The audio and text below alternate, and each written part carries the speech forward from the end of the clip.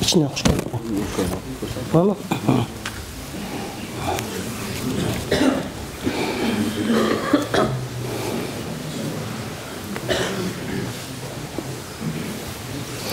Assalamu alaikum. Biz Lider Info degen gezit açıp жатканбыз. Gezitke dini makalalarda da жазсак дегенбиз. Sizden interview alıp biz menen siz men işlesek bolобу? Тамчы gezitinde суроо жоопторго жооп жазып бере аласызбы?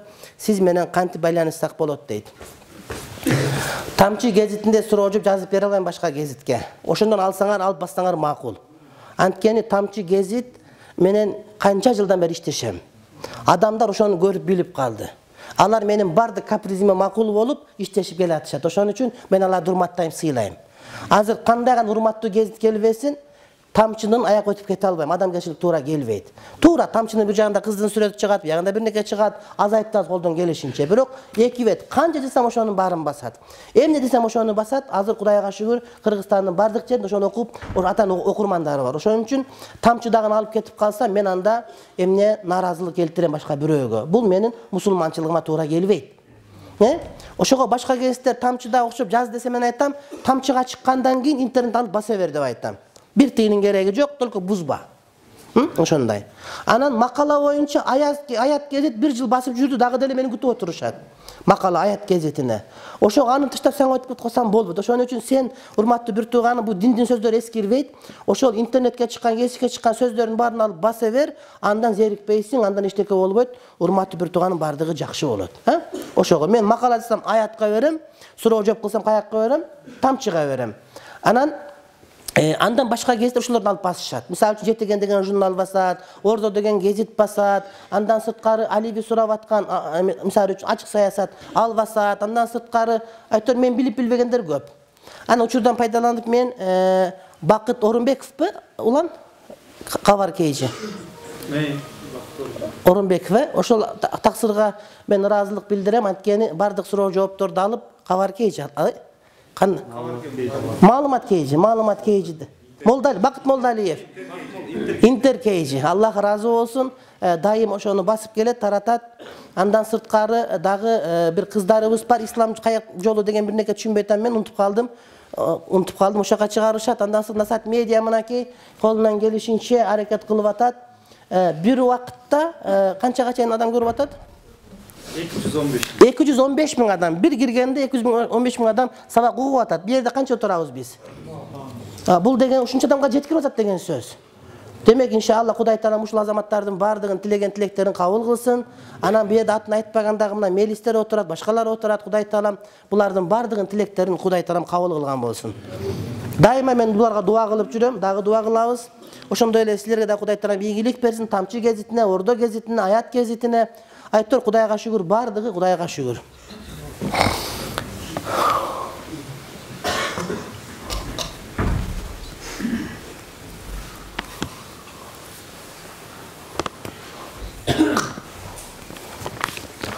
Биякта бир эми аманат бар экен. Чубак шейх сизден сураны, сабактан кийин сиздин жаныңызга жамаат акча чогултуп, кийинки сабакта кой союп, аш демдеп жебейлиби? Жетпесе мен өзüm икрам кыламын. Насат медиа видеого тартсын, башкалар көрүшсүн, биздин кандай ынтымак экендигибизди, акчасы жоктор келип берсин. Рахмат сиздерге, бир туугандарым дейт. Аллах разы болсун, таксырым. Бирок мен акча чогултал деп айтпайт элем. Икрам кылсаңыз жок деп айтпайбыз. Сабактан кийин жеп беребиз, отуруп дасторкону көркү болуп беребиз. Анан албетте бул жакшы нерсе. Анан бирок барып отуруп негизги масала аш болуп калбаш керек. Эмне үчүн айылдарда мен билем жума намазга чогулат, калбай эмне үчүн жуман аш жейт. Чынбы? Аж отуруш, дагы бир неке отуруш деп жумага ошон үчүн келет. Бүткөндөн кийин жумада эмне маселе болду десин таппай калат, бирок ашта эмне гап болгонун билет сөзсүздөргө. Ошон үчүн аш негизги маселе болбош керек. Анда санда аш болуп турса, ага каршылык жок таксырым. Ошон үчүн бисмилла. Каза орозолорду 5-6-7 күндөр тутса боло береби дейт. Болот. Ал нафир орозолорго макруh деп айтылат, айрыкча 6 базар күндөр. Бирок башка кош тутса боло берет. Ал эмес жума күнү өзүн тутса боло берет деген Ханафи мазхабта бир риваят бар. Интернеттеги видео сабактарыңызды коммерциялык максатта эмес, дискке көчүрүп айылдагы мечиттерге алып барып койсок уруксатпы? Ооба. Насат медиа өз уруксат берет. Насат медианы чыгарганын бардыгын көчүрүп, бирок бекер тарасы уруксат. Сатканга уруксат берилинбейт. Анткени биз дистердин сапаты өтө жогорку деңгээлде болсун дейбиз да. Ошого адамдар алган ыраазы болсун. Анан сүйлөгөнү бир топ анан кийин чыгарганы мына деп айтпасын деп, кандай кыйынчылык болбосун, ошол максимум деңгээлде чыгарганга аракет кылып атат Насат медиа.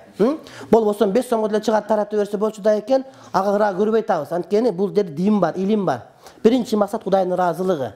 Эгерде жакшы кылып чыгарып тарата турган болсоң макул тууганым. Анан апарганда артисттердин дискине кошулуп кетип минтип, анан балдар атышы ойной турган болуп, анан анда болбойт. Кымбатыраак алсаң, коесуң, бияка төргө коесуң. Апке биракка депчи.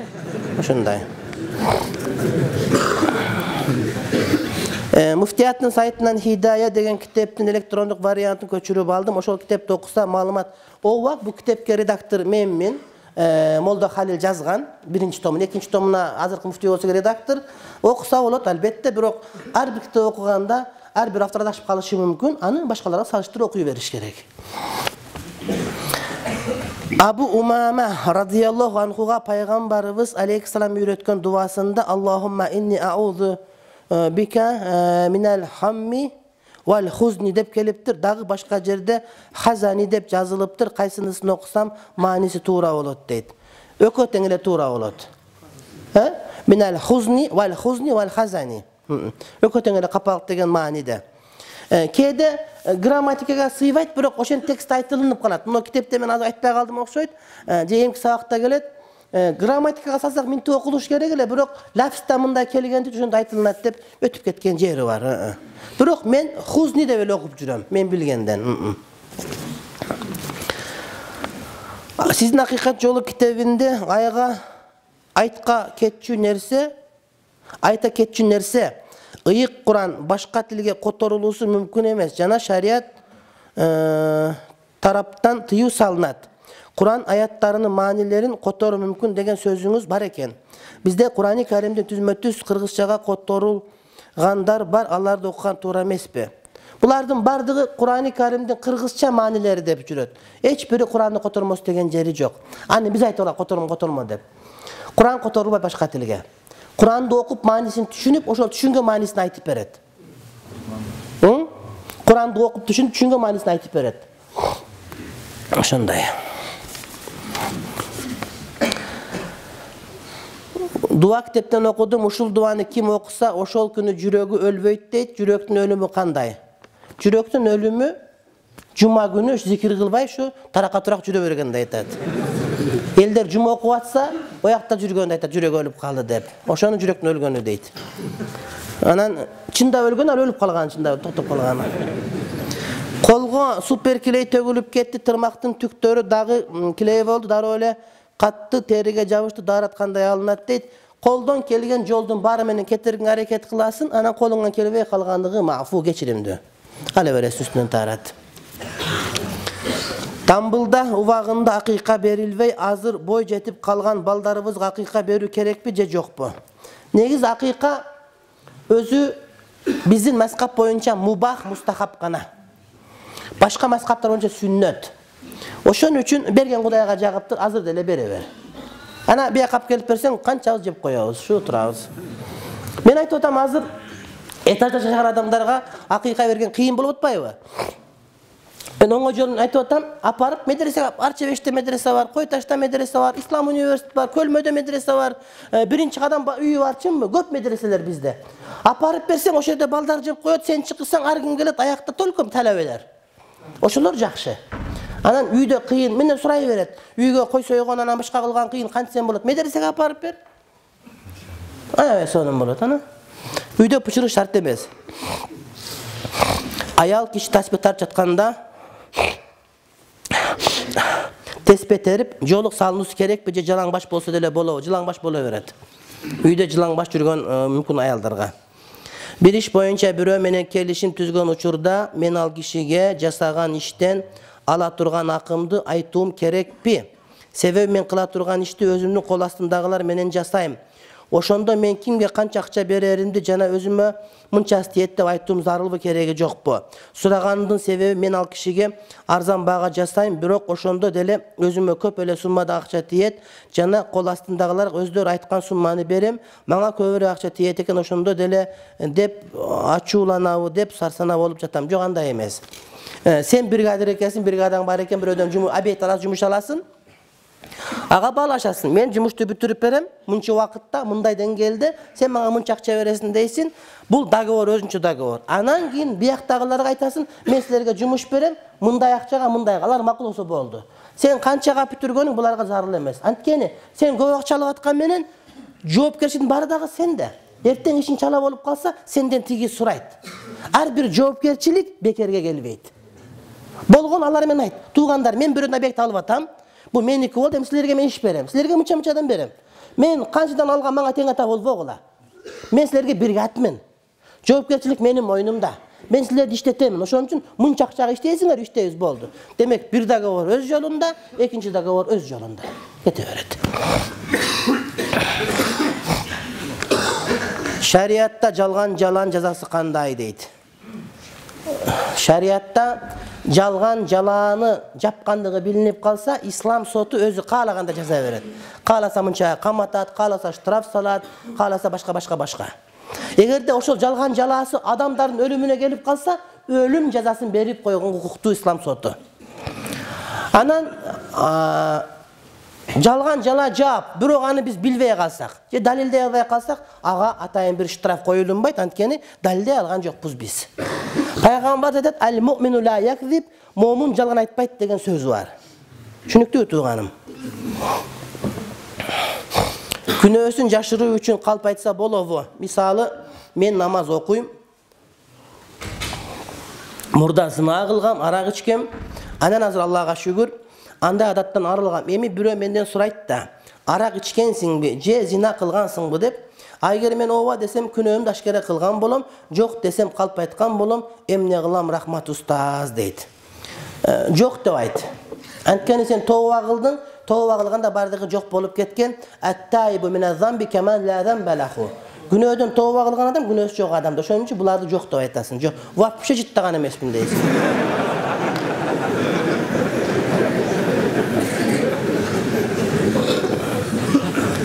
Сотуңуз эмне болуп жатат, кыжалат болуп атабыз дейт, кыжалат болбогула.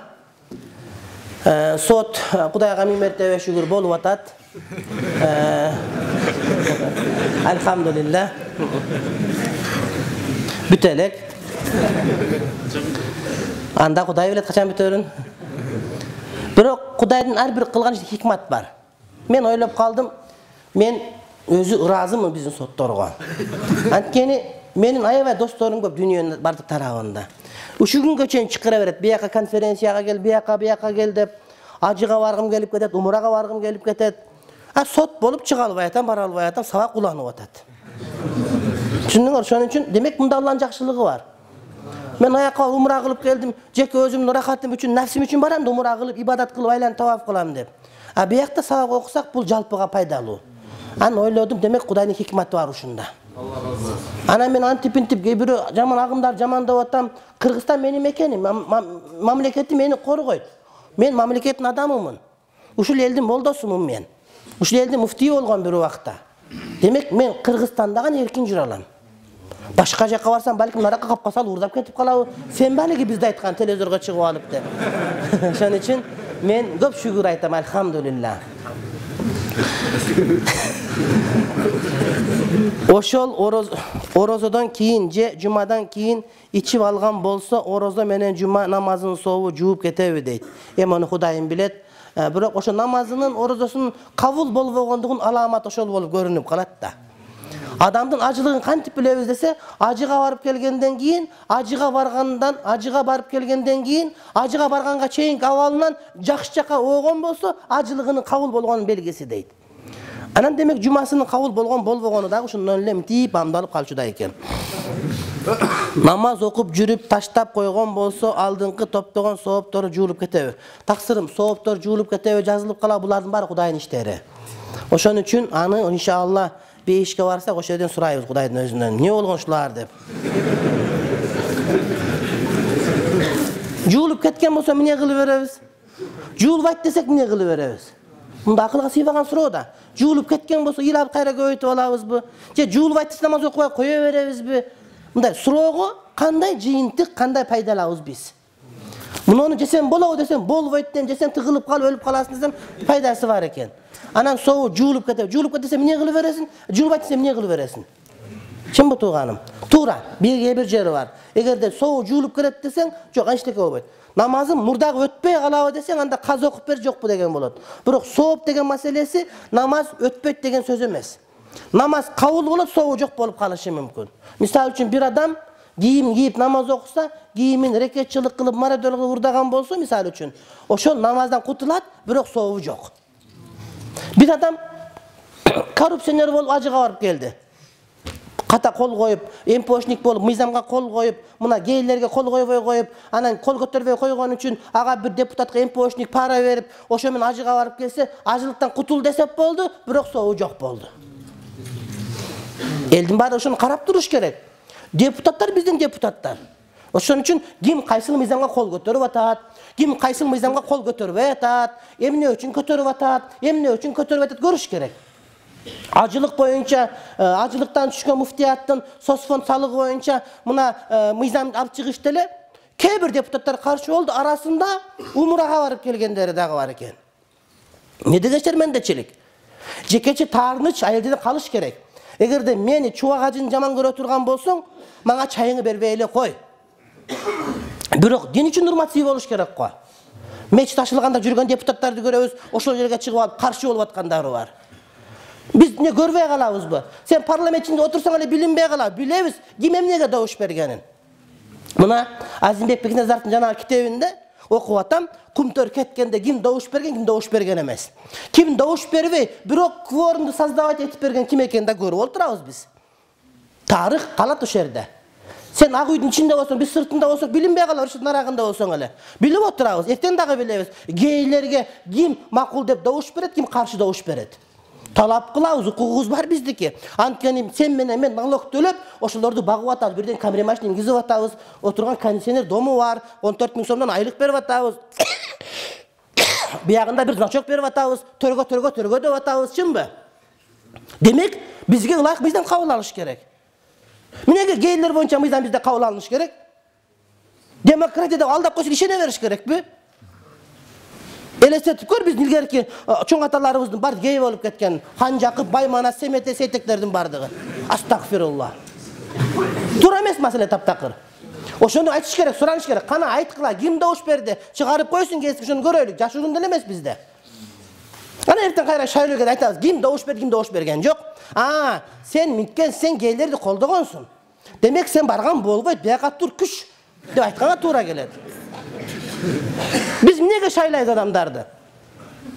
Биз карап отурушубуз керек. Ошентсек, өзүбүздүн президентке жардам берген болобуз, чоңдорго жардам берген болобуз. Мамлекет биздики, бирөө келип коргоп береби бизге мамлекетибизди. Бүт гейлер укса эмне кылат? Анда аскерге ким барат? Бардыгы гей болуп кетсе. Астагфирулла. Мен өзүм менен эле тең бир бала бар, бир жума мурун урган эле. Мен ага жооп кайтарбадым. Азыр аны ургум келип, бир күнү урам деп жүрөм.